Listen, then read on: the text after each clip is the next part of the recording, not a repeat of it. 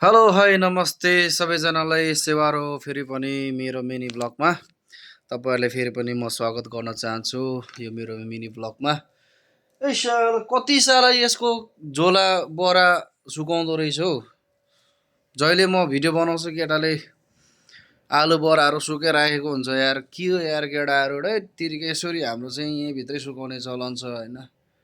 यस्तो परिकारको यो त्यो सामानहरू चाहिँ मेरो यो लुगा फाटाहरू यस्तो छ कि साथी होइन बिजोक छ रमाइलो बिजोक रमाइलो छ। अनि साथीभाइहरू के कस्तो चल्दैछ तपाईँहरूकोतिर सन्चै आरामै हुनुहुन्छ होला होइन। मेरो पनि ठिकठाकै छ भन्नुपर्छ। आज मेरो चाहिँ होलिडे हो अनि छुट्टी हो। गाउँघरमा कता के छ हाम्रो त मेरो त आमाको पनि अपरेसन भइरहेछ आज।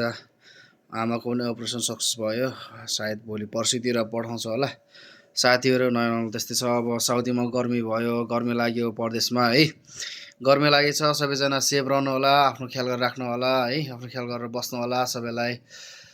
हेभ अ सेफ लाइफ है त। अब तपाईँहरू कोही ड्युटीमा होला कोही बिदामा होला कोही नेपालदेखि हेरिराख्नु भएको छ भने तपाईँहरूले पनि धेरै धेरै धन्यवाद। तपाईँहरूको सामुन्ने यो मेरो भिडियो आइपुग्यो भने एकछिन हेरेर मलाई तपाईँहरूको सहायता गर्नुहोस्। मन पऱ्यो भने लाइक कमेन्ट सेयर गरिदिनुहोस् साथीभाइहरू है त। साथी हो यस्तै छ होइन। गाह्रो छ होइन साथी हो। अब परदेश आएको पनि लगभग 3 वर्ष हुन लागेछ। अब 3 वर्षको यात्रामा छु। अब घर जानुपर्ने है गाह्रो छ घर जानुपर्ने होइन। पैसा हो याङ होप्लो दिङसे भन्थ्यो लिम्बूहरूले त्यस्तै छ है साथी। ल है ल अर्को ब्लगमा भेट्दै गरौँला त।